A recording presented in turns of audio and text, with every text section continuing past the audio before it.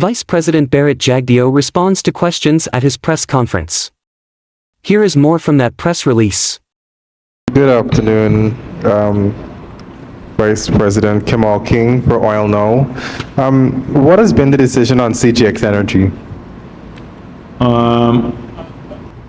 So I do hope that Oil Now would write on the conflict of interest too, because it gets a global resonance. But on that matter, I told you the last time, the CGX issue, that it will go to the cabinet.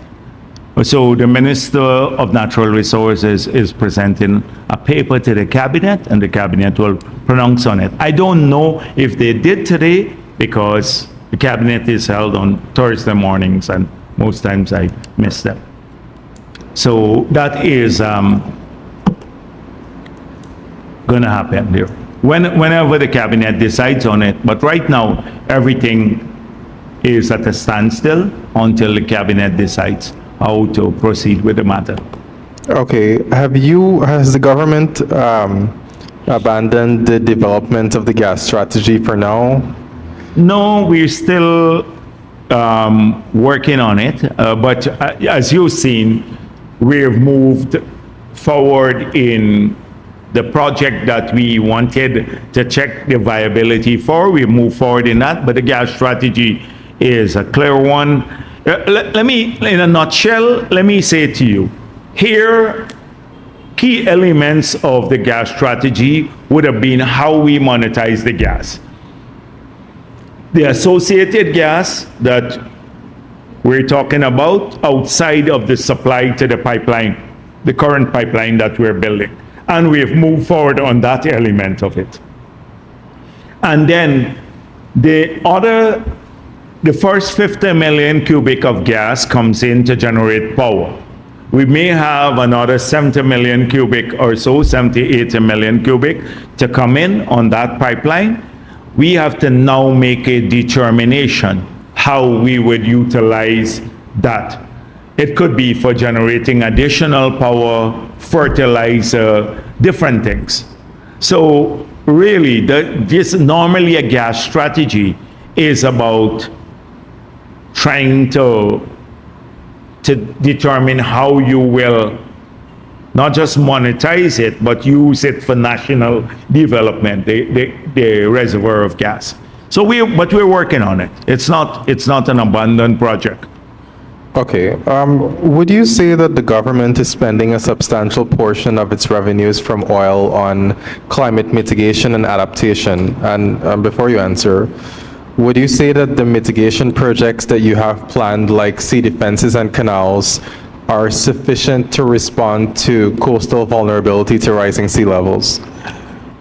The current projects are funded mainly from the budgetary resources and from money earned through the sale of forest carbon, the current projects.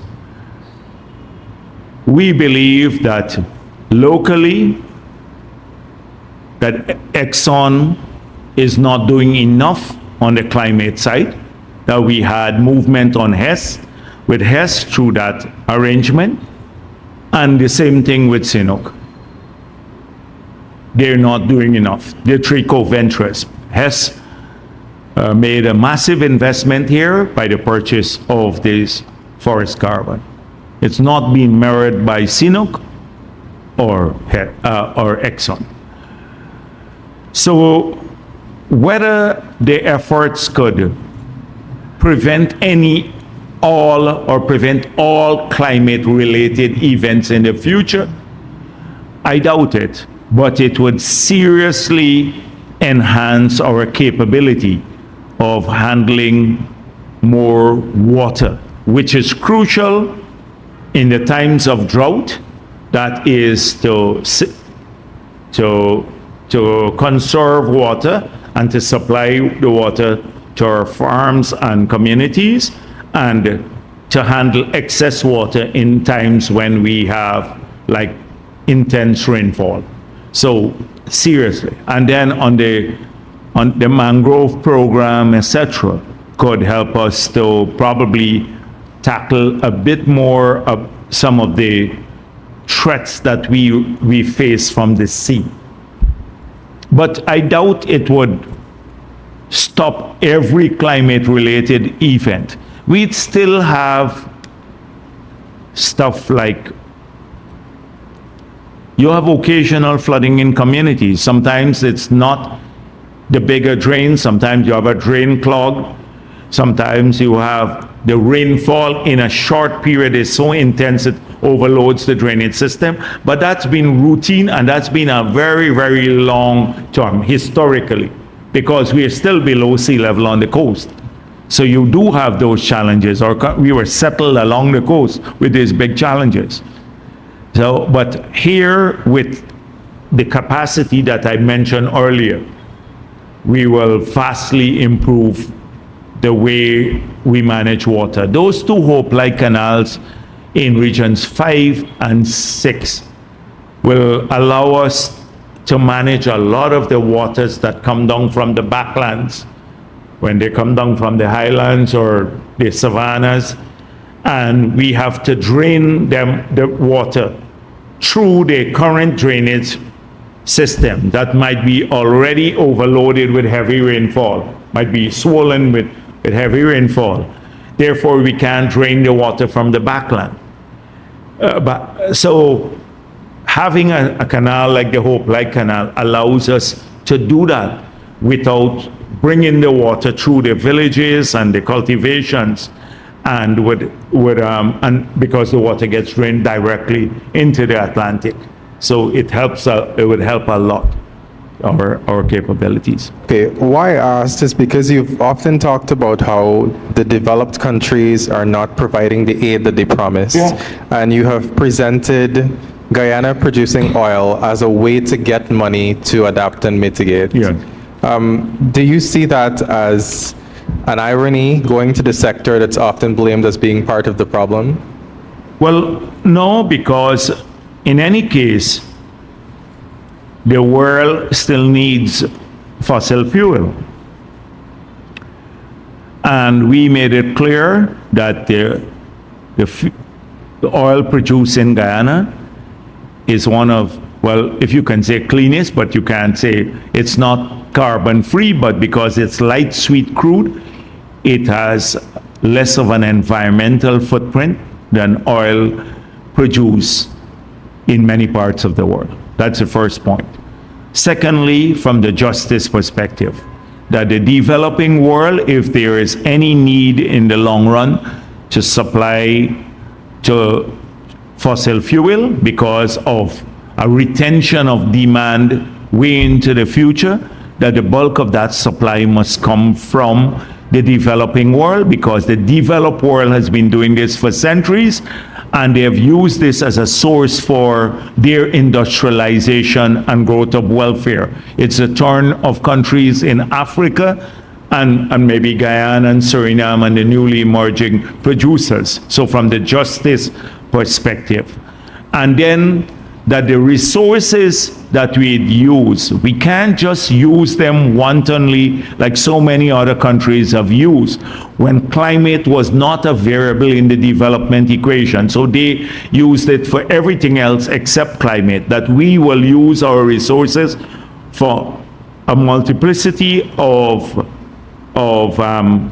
objectives, which is education, better health care, better infrastructure for our people, some assistance to vulnerable groups in our country, making our country less vulnerable to to environmental disasters, etc. So it is in that holistic context that we see this, our public pronouncements. And it is a credible position. We can do so with great credibility globally because we have held consistent our pre-oil positions. And our pre-oil positions were: one, we support a global price on carbon; two, we support early decarbonization of the world; three, that we believe that they should remove all subsidies from the production of fossil fuel.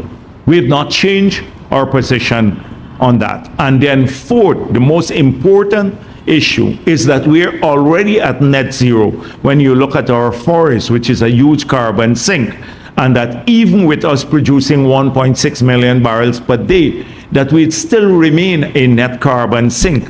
That is where countries are now aspiring to be by 2050. We're already there. So for those reasons, we have a very, very credible position here and globally. Thank you. Finally, was the decision to build Silica City one of, like, an answer to the question of how to build Guyana's climate resilience? Silica City partly, but also we need growth in a dispersion of the population, because right now everyone wants to come to this small area around the city, and their resources, land resources, etc., are limited. So we believe that the bridge, the new facility that's being built offshore, the wharf, etc., that massive land reclamation project, the power plant at Wales, would lead to massive industrialization in Region 3, and you've seen it already. Region 4 has the largest population, followed by Region 3. The bulk of our people live in these two regions. So you're going to see along the highway from Crane to the bridge, major developments taking place and in the region. So that opportunities are going to be afforded to people to live, work, leisurely opportunities, shopping malls, hotels, all to people in different parts of the country, wherever they live. They don't have to come into the city for everything. On the East Coast corridor, by building that 4-lane road from Sheriff Street to Mahaika, and we have a densely populated area, the East Coast, it would also start. You have some shopping malls going up in Mahaika now, major ones, and right along the way. So you're going to see, because the time taken from Mahaika to Sheriff Street now on a 4-lane road coming into the city may be about 20 minutes, because you have more people would be able to live in further area. The same thing on the East Bank. As you go out with a 4-lane road, you hit the highway, people can now live on the highway, because it would be a drive of about 30 minutes coming into the city, and you'd have industrialization taking place along the entire corridor of the road. So people, more jobs, etc., will be out here. So this is part of our plan for the entire country. I don't want to outline the other areas. So Silica City is partly response for climate, but a lot of it is also dealing with a spatial decentralization of development and developmental facilities. And that's why roads and power plants and transmission mains tend to be a precursor to the development effort. So when you see a highway and up, you say, oh, don't build highway, eat every cent of it. We have a plan as to what this highway would lead to. It's not just a drive on. It is about a whole community is being built around the highways, better access to land and better facilities for our people. So it's underpinned by this big vision.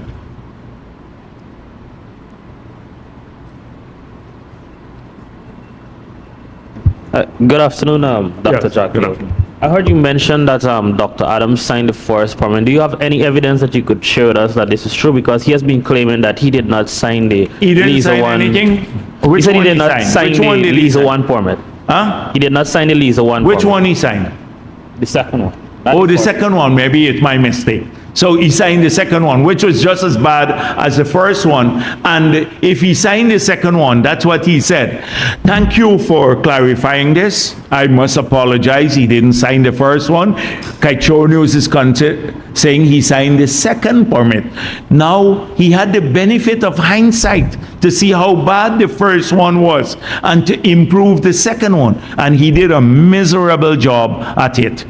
He did a miserable job doing it.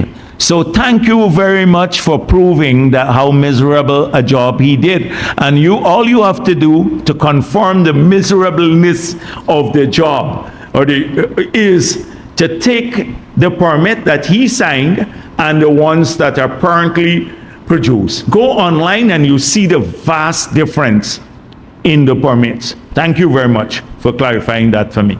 I must thank Kaitro News for bringing that to my attention. Okay. Does the government have and what's the real production cost for to produce a barrel of oil? Because we've seen Exxon said in 2020 it was $40 to break even. Hess told the shareholders it is 25, and they're pushing to get it lower down as 10. So does the government have an idea what is the real production cost at the moment? Break-even cost is different. They announce this for different projects. The cost is different. So every one of the FPSOs had a different break-even cost. So you check that. So you could have that. For us, we look at the number of barrels produced. We're entitled to X number of barrels, of the 25% of the number. So if you produce 100 barrels, we're entitled, 75% goes to cost recovery, 25% is there for distribution. We get 12 and a half barrels for that. As our share, 50% share of the 25 barrels, and then we get another 2 barrels for the royalty.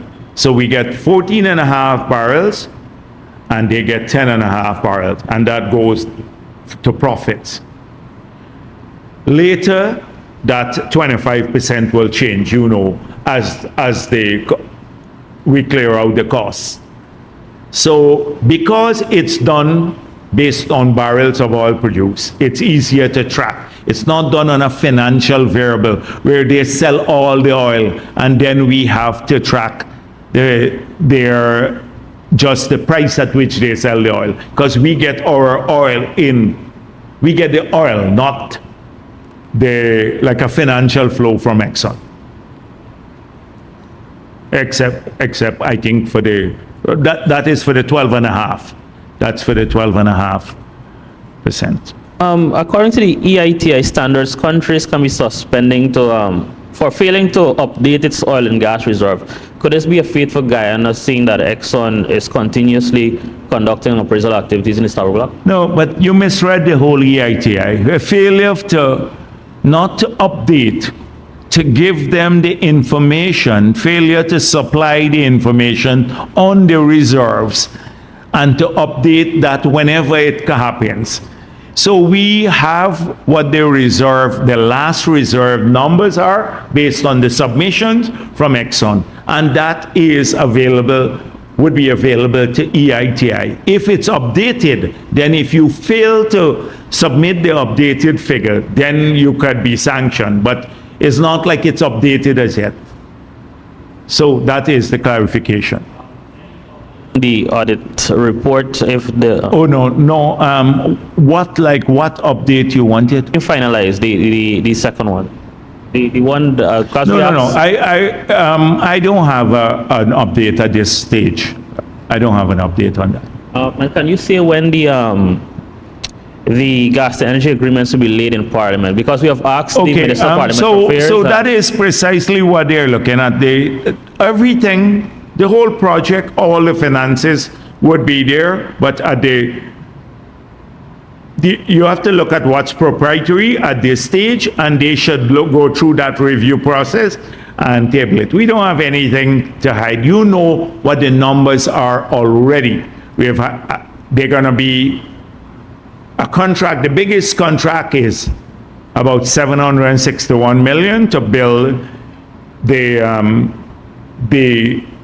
NGL plant and the power plant. And then we have 160 odd million to do the transmission main from the power plant to the control facility, etc. And then I don't know, maybe about 20 million, I can't remember the figure, for the control center.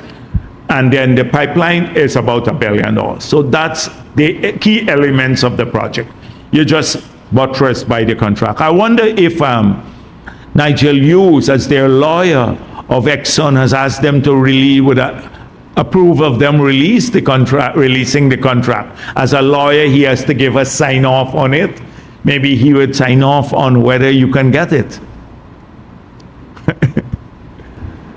Mr. Jagdeo, good afternoon. Yes, good Can you say what is government's position on the confirmation of these deputy commissioners of police and senior promotions?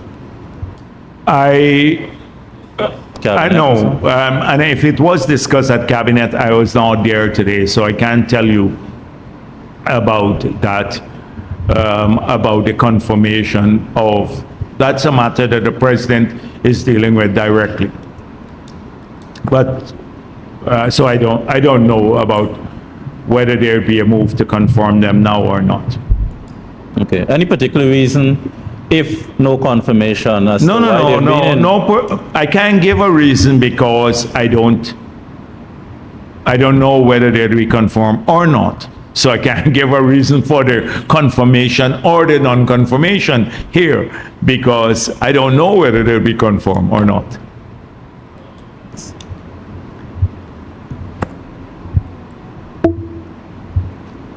Please. Senator Jagdeo, Williams Culture News.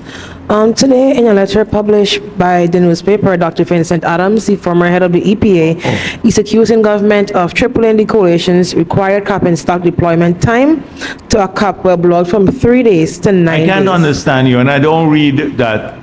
Hopeless. Dr. Vincent Adams, Yes. is that better? Oh, it's the same guy? Yeah. He You're wrote a afraid. letter saying that, well, accusing government of increasing the cap and stock time from 3 days during the coalition to 9 days.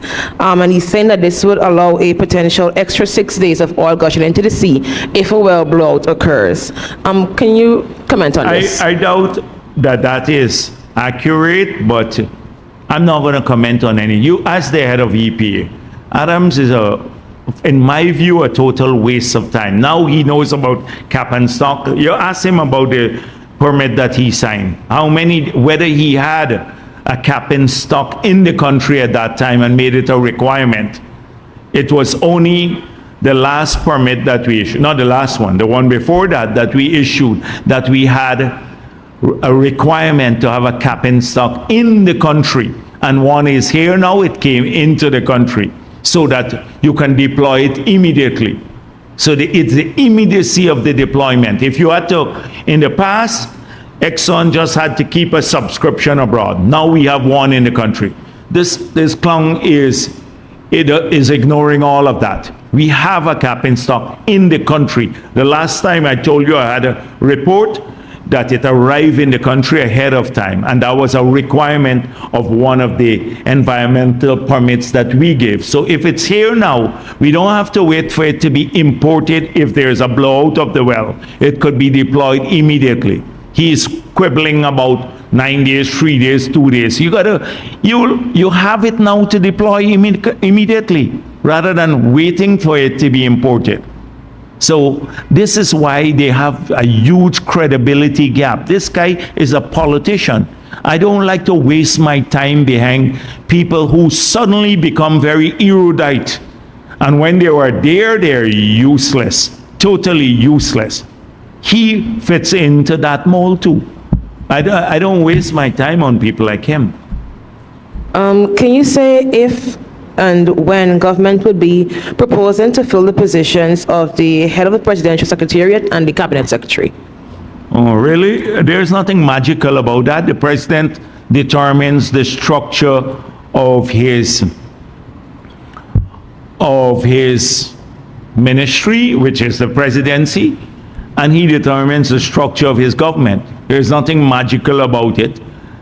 And so I believe that from the work done, you had, remember we had what they call him, Harman? What was Harman? I forgot his name. But they had a lot of people with designations, and what happened? We lost jobs, we increased taxes, we we practically destroyed all the sectors of the economy by higher taxation and by harassing people. We didn't build no infrastructure.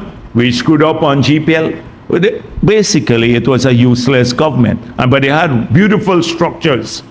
They had really wonderful structures. They had remember, one time they had about 40-something external advisors. You remember? Just Google that. Let's go back and look at the past. They name a long list of external advisors, a lot of sycophants that they brought back. They had Sarah, they had everybody was responding, beautiful responses.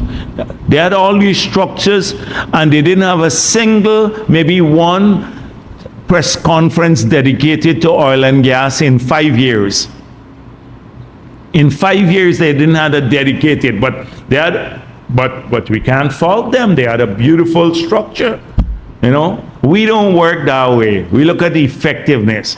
We look at what we're sometimes irreverent to that, and that rubs all of these some of the do-gooders, they are contrived do-gooders. It rubs them the wrong way. But we look at what's important to our people and we get it done. So there's nothing magical about that. Anything else? Well, thank you very much. Thank you for watching. Let us know what you think in the comments section. Look out for more broadcasts soon, and please subscribe.